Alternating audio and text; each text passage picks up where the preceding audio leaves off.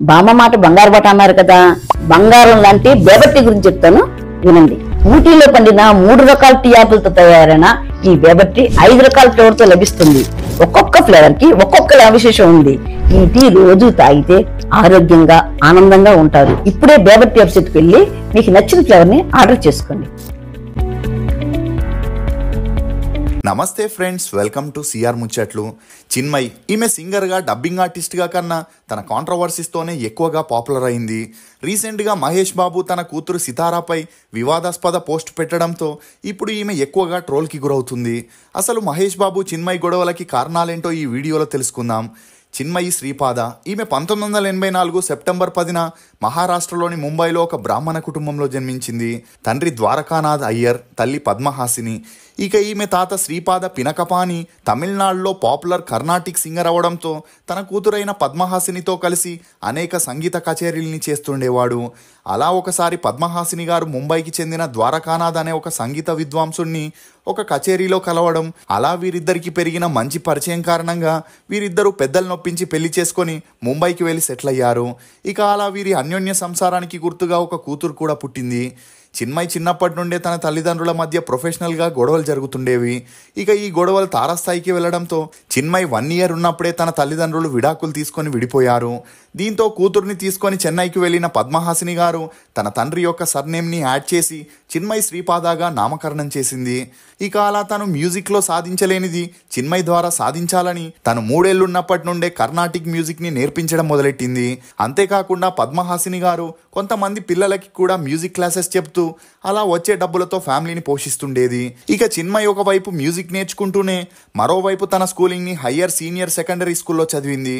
ఈమె చదువుల్లో చురుగ్గా ఉన్నప్పటికీ మ్యూజిక్లో ఏదైనా సాధించాలని ప్రతి ఒక్క స్టేజ్ ప్రోగ్రాంలో తల్లితో కలిసి పార్టిసిపేట్ చేసేది. అలా చిన్మయ్ 11 ఏళ్లకే ఆల్ ఇండియా రేడియో వారు ఆర్గనైజ్ చేసిన ప్రోగ్రాంలో పార్టిసిపేట్ చేయగా ఈమె పాడిన పాటకి గోల్డ్ మెడల్ విన్ అవ్వడంతో అప్పటి నుండి చిన్మయ్ సినిమాల్లో పాడాలని డిసైడ్ అయింది.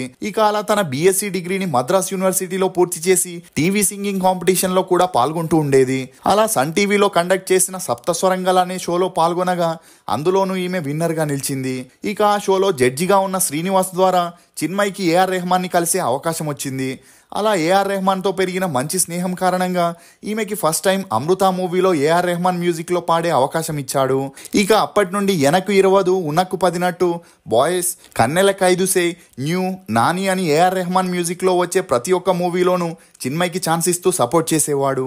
ఇదిలా ఉంటే అందాల రాక్షసి మూవీలో చిన్మయ్ లావణ్య త్రిపాఠికి డబ్బింగ్ చెప్పడం, అలా ఆ మూవీ ప్రొడక్షన్ వారు టీం అందరికీ ప్రివ్యూని ఏర్పాటు చేశారు. ఇక ఆ మూవీలో వన్ ఆఫ్ ద హీరో అయిన రాహుల్ రవీంద్రాని చిన్మయ్ ప్రివ్యూ థియేటర్లో కలవడం, అలా వీరిద్దరికి మంచి అండర్స్టాండింగ్ రావడంతో 1 ఇయర్ డేట్ చేసిన తర్వాత 2014లో పెళ్లి చేసుకున్నారు. ఇక అప్పటి వరకు అన్నీ బాగానే సాగినప్పటికీ ఎప్పుడైతే సుచీలిక్స్ ద్వారా అందరి సెలబ్రిటీస్ వ్యవహారాలు బయటికి వచ్చాయో అప్పుడే సింగర్ సుచిత్ర చిన్మయ్ ఛాన్స్ల కోసం అందరు మ్యూజిక్ డైరెక్టర్లతో క్లోజ్గా ఉంటుందని, అనిరుద్, ధనుష్ ప్రైవేట్ పార్టీస్కి వెళ్తూ సింగర్గా బిజీగా ఉంటూ తమలాంటి సింగర్స్కి ఛాన్సులు రాకుండా చేస్తుందని, ఆమె చాలా మందితో క్లోజ్గా ఉండే పిక్స్ తన దగ్గర ఉన్నాయని, త్వరలోనే వాటిని రిలీజ్ చేస్తానని ట్వీట్ ద్వారా చెప్పడంతో ఇమీడియట్గా మీడియాలో స్పందించిన చిన్మయ్ సుచిత్రకి పిచ్చి పట్టిందని, ఒకవేళ ఆమె పిక్స్ని లీక్ చేసినా వాటిని ఎవరు సీరియస్గా తీసుకోవద్దని చెప్పుకరావడం విశేషం. ఇక చిన్మయ్, ధనుష్, అనిరుద్ అని చాలా మంది సెలబ్రిటీస్కి సంబంధించిన ప్రైవేట్ పిక్స్ని అప్పట్లో సుచీలిక్స్ ద్వారా సుచిత్ర రిలీజ్ చేయడంతో అవి వైరల్గా మారాయి. దీంతో చిన్మయ్కి, రవీంద్రన్కి మధ్య గొడవలు వచ్చి వీరిద్దరూ కొన్ని సంవత్సరాలు వేరువేరుగా ఉంటూ వచ్చారు. ఇక అలా రాహుల్ రవీంద్రన్ హైదరాబాద్లో ఉంటే చిన్మయ్ చెన్నైలో ఉండేది. ఇక అలా నిదానంగా సుచీలిక్స్ విషయం సద్దుమణిగిందనుకునే లోపే మీటూ మూవ్మెంట్ రావడంతో అందులో కూడా చిన్మయ్ స్పందిస్తూ తను, తన తల్లి ఒక ఈవెంట్ కోసం స్విట్జర్లాండ్కి వెళ్లారని, లిరిసిస్ట్ అయిన వైరముత్తు ఒక 5 స్టార్ హోటల్లో స్టే చేయడం జరిగిందని, ఇక అలా ఈమెకు ఆ ఫారెన్ ఈవెంట్లో వైరముత్తే ఛాన్స్ ఇప్పించాడని, అందుకు అతను ప్రోగ్రామ్ ఆర్గనైజర్ ద్వారా చిన్మయ్ని తన రూమ్కి రావాలని చెప్పగా వారు ఆ విషయం చిన్మయ్ తల్లికి వచ్చి చెప్పడం జరిగింది. ఇక అలా చిన్మయ్ ఆ రూమ్లోకి వెళ్ళకపోవడంతో వైరముత్తుతో గొడవలయ్యాయని, ఇదే తనకి ఎదురైన కాస్టింగ్ కౌచ్ అని చిన్మయ్ చెప్పుకొచ్చింది. ఇక ఈ వార్తలు వైరల్ అవ్వడంతో అప్పట్లో తమిళ ఇండస్ట్రీ మొత్తం ఈమె మీద తిరగబడడం, ఎలాంటి ఆధారాలు లేకుండా తనపై ఆరోపణలు చేయడంతో వైరముత్తు కూడా చిన్మయ్పై కేసుని నమోదు చేశాడు. ఇక అలా ఇండస్ట్రీలో ఇవన్నీ కామన్ అయినప్పటికీ వాటిని బయట పెట్టాల్సిన అవసరం ఏంటి అనే చర్చలు కూడా మొదలయ్యాయి. అలా ఆ తర్వాత చిన్మయ్ తన పెళ్లికి వైరముత్తుని గెస్ట్గా పిలవడం విశేషం. ఇదిలా ఉంటే హీరోయిన్ రాధిక అన్నయ్య అయిన రాధారవి ఇద్దరు అమ్మాయిల్ని ఛాన్స్ల పేరుతో వాడుకున్నాడని ఆ అమ్మాయిలిద్దరూ ఇదే విషయం సోషల్ మీడియాలో పోస్ట్ చేయగా అది నిజమా అబద్ధమా అని తెలుసుకోకుండా చిన్మయ్ రాధారవిపై విమర్శల వర్షం కురిపిస్తూ కొన్ని పోస్టులు పెట్టడంతో ఆ ఇద్దరు అమ్మాయిలకి తన సపోర్ట్ని తెలియజేసింది. ఇక అలా వారిద్దరూ ఫేక్ అలిగేషన్ చేశారని తేలడంతో చిన్మయ్పై తమిళ ఇండస్ట్రీ షాడో బ్యాన్ ని విధించింది. అలా అప్పటి వరకు చిన్మయ్ త్రిష, సమంత, ఆమీ జాక్సన్ కి డబ్బింగ్ చెప్తూ తమిళ్లో కొన్ని సాంగ్స్ పాడుతూ దూసుకుపోతుండేది.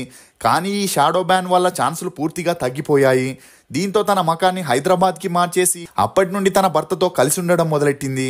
ఇక అలా తన లక్ని తెలుగులో కూడా పరీక్షించుకోవాలని కొన్ని షోస్కి జడ్జిగా, కొన్ని మూవీస్కి సింగర్గా, డబ్బింగ్ ఆర్టిస్ట్గా కూడా ట్రై చేసినప్పటికీ అదే సమయంలో ఈమె పవన్ కళ్యాణ్ మాజీ భార్య అయిన రేణు దేశాయ్ చేసిన ఒక పోస్ట్కి మద్దతు తెలియజేస్తూ పవన్ కళ్యాణ్ పై విమర్శల వర్షం కురిపించడంతో అప్పటి నుండి చిన్మయ్ పవన్ కళ్యాణ్ ఫ్యాన్స్ కి టార్గెట్ అవుతూ వచ్చింది. అందువల్లే ఈమె ఎక్కువగా ట్రోల్స్ కి గురై సినిమాల్లో కూడా ఛాన్సులు తగ్గుతూ వచ్చాయి.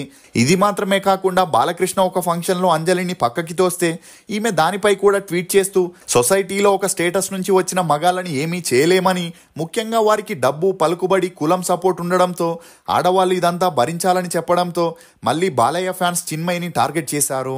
ఇక ఆ తర్వాత సీనియర్ నటి అన్నపూర్ణమ్మ ఆడవాళ్ళు 12 గంటల తర్వాత బయట ఎందుకు తిరగాలి, వారికి ఆ అవసరం ఏముంది, అలా కొంతమంది పొట్టి పొట్టి బట్టలు వేసుకొని తిరగడం వల్లే అత్యాచారాలు ఎక్కువైపోయాయని చెబితే దాన్ని సరిగ్గా అర్థం చేసుకోకుండా చిన్మయ్ ఈ విషయంపై స్పందిస్తూ ఇలాంటి స్టూపిడ్ కంట్రీలో అమ్మాయిగా పుట్టడం తన తప్పని, అమ్మాయి వేసుకున్న బట్టల వల్లే అఘాయిత్యాలు జరుగుతున్నాయా, అర్ధరాత్రి బయటికి వెళ్ళకూడదని చెప్తున్న అన్నపూర్ణమ్మ మాటలకి నవ్వొస్తుందని చెప్పడంతో అప్పుడు కూడా ఈమె సోషల్ మీడియాలో భారీగా విమర్శల్ని ఎదుర్కోవాల్సి వచ్చింది. ఇక ఆ మధ్యలో సింగర్ కార్తిక్ మరియు చిన్మయ్ ఒక షోకి జడ్జిగా సెలెక్ట్ అయ్యారని, అతను ఈమెను రూమ్ కి పిలవగా అందుకు ఈమె ఒప్పుకోకపోవడంతో ఆ షో నుండి తనని తొలగించారని చెప్పుకొచ్చింది. ఇదిలా ఉంటే రీసెంట్ గా అనసూయ ఒక చిన్న పిల్లాడికి లిప్ కిస్ ఇవ్వగా దానిపై చిన్మయ్ స్పందిస్తూ చిన్నపిల్లలతో లేడీ యాంకర్ మూతిపై ముద్దులు పెడుతుంటే అక్కడున్న వారు నవ్వుతూ ఎంకరేజ్ చేస్తున్నారంటే అసలు పిల్లల విషయంలో ఇలాగేనా ఉండేది, గుడ్ టచ్, బ్యాడ్ టచ్ లాంటివి ఉంటాయని వాటిని పిల్లలకి నేర్పించాలంటూ అదే ప్లేస్లో ఒక మేల్ యాంకర్ ఉండి ఒక చిన్న పాపతో ఇలా చేస్తే అందరూ విమర్శించేవారు కదా, ఇప్పుడు కూడా విమర్శించాలని చెప్పుకొచ్చింది. దీంతో కొంతమంది ఈమెకి సపోర్ట్ చేస్తే మరికొంతమంది 4 ఏళ్ల అబ్బాయికి ఇచ్చిన ముద్దులోనూ కామాన్ని వెతుకుతున్న చిన్మయి అంటూ మరిన్ని విమర్శల్ని ఎదుర్కోవాల్సి వచ్చింది. ఇక అలా ఎన్ని విమర్శలు వచ్చినా తగ్గేదే లేదంటూ మీడియా ఈమెను మర్చిపోయినప్పుడల్లా బయటకు వచ్చి ఏదో ఒక ఇష్యూపై స్పందిస్తూ పబ్లిసిటీని పొందుతుంది. ఇదిలా ఉంటే చిన్మయి 2022లో ట్విన్స్ కి జన్మనిచ్చినట్లు సోషల్ మీడియాలో ఒక పోస్ట్ చేసింది. కానీ ఈమె న్యాచురల్గా బిడ్డని కనలేదని, సరోగేసి ద్వారా కనిందని, అందుకే తన ప్రెగ్నెన్సీని సీక్రెట్గా ఉంచిందనే విమర్శలు రావడంతో వాటిపై ఈమె స్పందిస్తూ తనకి అంతకుముందే చాలాసార్లు మిస్గ్యారేజ్ అయిందని, ఆ భయంతోనే ఈ విషయం ముందుగా బయటకి చెప్పలేదని చెప్పుకొచ్చింది. ఇక చిన్మయ్ రీసెంట్ గా తన 2 ఏళ్ల కూతురు మరియు తన భర్త రాహుల్ పై ఒక ట్వీట్ ని వేసింది. అందులో కొద్ది రోజుల క్రితం 2 ఏళ్ల నా కూతురు నా భర్త హక్ చేసుకోబోతుంటే తను వెంటనే నో అని చెప్పింది. దీంతో వెంటనే నా భర్త హక్ చేసుకోమని ఫోర్స్ చేయడం లేదు, నాన్నకి నువ్వంటే చాలా ఇష్టమని చెప్పడంతో అప్పటి నుండి తనని మళ్ళీ హక్ చేసుకోలేదని చెప్పుకొస్తూ ఈ మధ్య కాలంలో చిన్నపిల్లల పట్ల అఘాయిత్యాలు ఇంట్లో వారి నుండే జరుగుతున్నాయని, అందుకే పిల్లల పర్మిషన్ లేకుండా టచ్ చేయకూడదని ఒక పోస్ట్ పెట్టింది. ఇక అలా ఈమె పోస్ట్ కొద్దిసేపటికే వైరల్ అవుతూ కొంతమంది నెటిజన్లు ఈమెకు వ్యతిరేకంగా కమెంట్లు పెట్టారు. ఏంటి ఈ పోస్ట్, నా కూతురు అని చెబుతున్నావు, ఆ అమ్మాయి రాహుల్కి బిడ్డ కాదా, తండ్రి కూతుర్ల గురించి ఇంత నీచంగా ఎలా ఆలోచిస్తున్నావు, కొంతైనా సంస్కారం ఉండాలి, నీకు చిన్నప్పుడు అలాంటిది ఏదైనా జరిగిందా అని నెటిజన్లు ఈమెపై విమర్శల వర్షాన్ని కురిపిస్తున్నారు.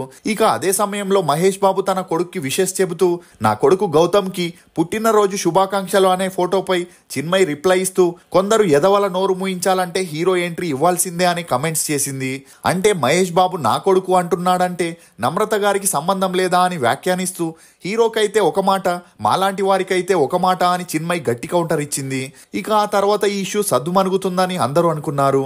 కానీ ఆ తర్వాత చిన్మయ్ మహేష్ బాబు తన కూతురు భుజం పైన చేయి వేసి ఉన్న ఫోటోని షేర్ చేసి ఏ తండ్రి అయినా తన కూతురి అనుమతి లేకుండా ఇలా చేయకూడదని చెప్పడంతో మహేష్ బాబు ఫ్యాన్స్ తీవ్ర ఆగ్రహానికి గురయ్యారు. దీంతో చిన్మయ్ కొద్దిసేపటికే ఆ పోస్ట్ని డిలీట్ చేసింది. కానీ అప్పటికే ఆ పోస్ట్ వైరల్ అవ్వడంతో అప్పటి నుండి మహేష్ బాబు ఫ్యాన్స్ చిన్మయ్కి అసభ్యకరంగా మెసేజ్లు, కమెంట్లు పెట్టడంతో వారిపై చిన్మయ్ పోలీస్ కంప్లైంట్ ఇచ్చినట్టు తెలుస్తుంది. చిన్మయ్ వ్యాఖ్యలపై మీరేమనుకుంటున్నారో మీ అభిప్రాయాన్ని కమెంట్ సెక్షన్లో తప్పకుండా తెలియజేయండి. రుచికరమైన మరియు ఆరోగ్యకరమైన బేబర్ టీ కోసం బేబర్ వెబ్సైట్కి వెళ్ళి ఆర్డర్ చేసుకుంటారని ఆశిస్తూ for more interesting videos please subscribe to CR Muchatlu. Thank you.